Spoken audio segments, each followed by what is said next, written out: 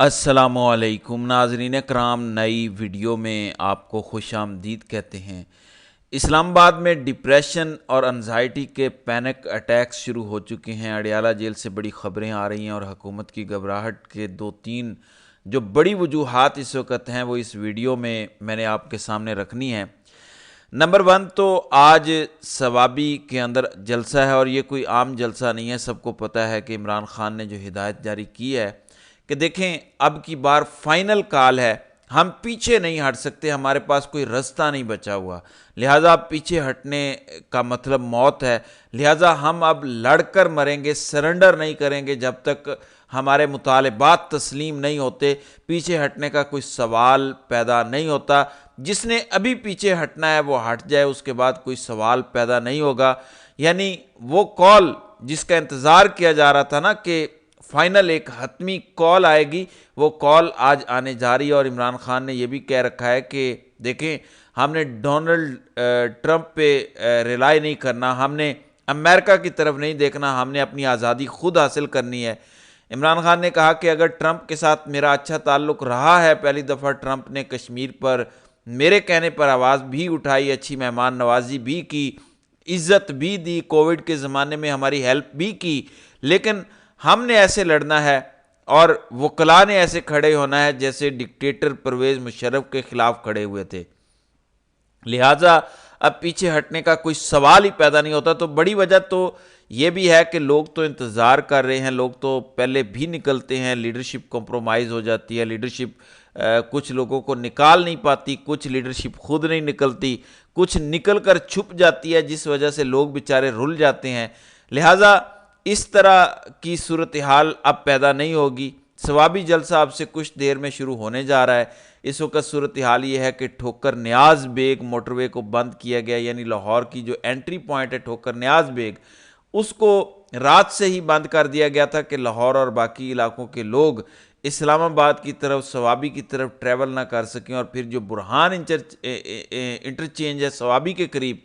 وہاں پر 50 سے زائد کنٹینرز رکھ کے اسے بند کیا گیا ہے، لیکن لوگ بہت بڑی تعداد میں نکل رہے ہیں۔ ثوابی جو جلسہ گاہ کا مقام ہے وہاں پہ بہت بڑی تعداد میں لوگ اس وقت اکٹھے ہیں، اور آج حتمی اور فیصلہ کن اعلان ہو جائے گا۔ اور یہ اعلان صرف احتجاج کا نہیں ہوگا، بلکہ یہ اعلان اس حکومت کے خاتمے کا ہوگا، قیدی نمبر 804 کی رہائی کا ہوگا۔ ایک چیز تو یہ ہے، پھر اصل اور سب سے بڑی گھبراہٹ کیا ہے،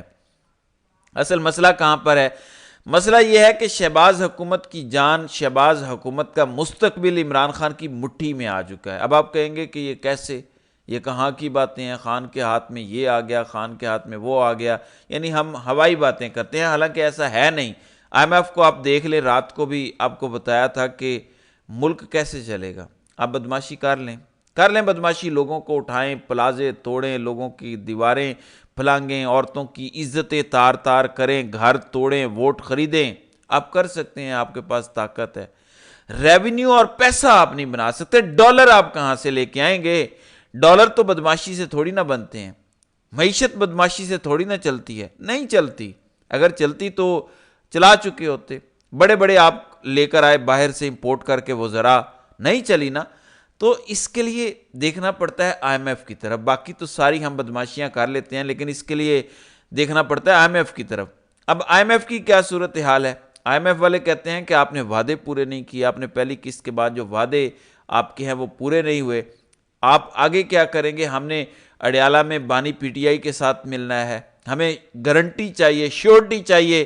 یہ ایگریمنٹ ہمیں خطرے میں نظر آ رہا ہے۔ اب آپ بتا دیں کہ بانی پی ٹی آئی یعنی عمران خان کیوں گارنٹی دے گا؟ پہلے دی تھی نا، کیا صاف اور شفاف الیکشن ہو گئے، حالانکہ آئی ایم ایف وہاں پر ضامن بنا تھا۔ اب کی بار بھی نہیں وہ دے گا، اگر وہ دے گا تو اس کا مطلب یہ ہے کہ آپ اکانومی کے بغیر تو چل ہی نہیں سکتے، معیشت کے بغیر آپ کتنا چلیں گے؟ آپ کیا بیچیں گے؟ جہاز بیچ دیں گے، پی آئی اے بیچیں گے؟ جو خریدنے کے لیے کوئی تیار نہیں ہے تو ملک چلائیں گے کیسے؟ بدماشی تو آپ کر لیتے ہیں، ترمیمیں تو آپ پاس کروا لیتے ہیں۔ پیپلز پارٹی والے تو کہتے ہیں کہ ہم نے مسودہ ہی نہیں دیکھا تھا، ہمیں تو پتہ ہی نہیں تھا کہ ایکسٹینشن ہو رہی ہے، یہ ہو رہا ہے، وہ ہو رہا ہے، پھر بھی ہم نے ووٹ دے دیا کیونکہ حکم تھا، تو وہ تو آپ کر لیتے ہیں، پیسہ کدھر سے لائیں گے؟ اب اس کی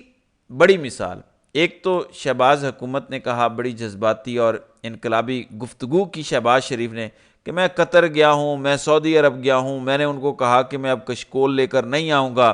میں اب مانگنے نہیں آیا، نہ میں قطر مانگنے گیا نہ میں سعودی عرب مانگنے گیا۔ ویسے شہباز شریف کل دوبارہ سعودی عرب جا رہے ہیں،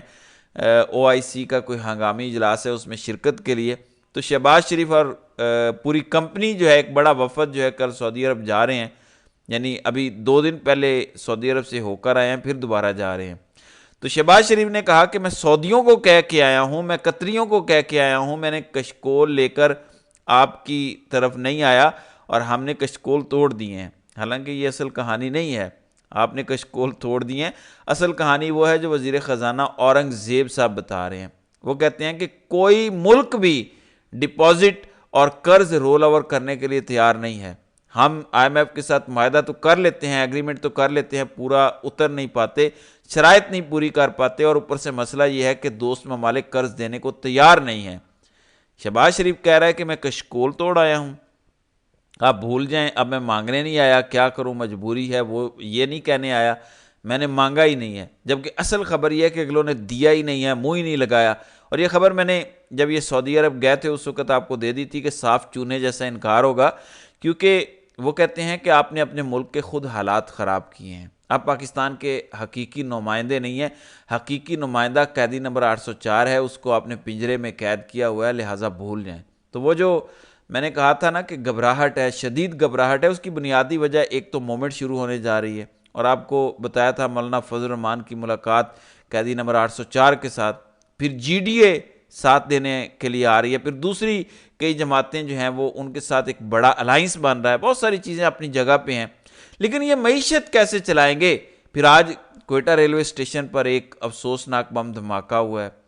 اور ان میں شہید ہونے والوں کی تعداد 21 ہو چکی ہے، کیونکہ بڑا رش تھا وہاں پہ کوئٹہ ریلوے اسٹیشن پہ جب یہ دھماکہ ہوا، جبکہ بے شمار زخمی ہیں، 21 اس وقت جہاں بحق ہوئے ہیں۔ اس کے علاوہ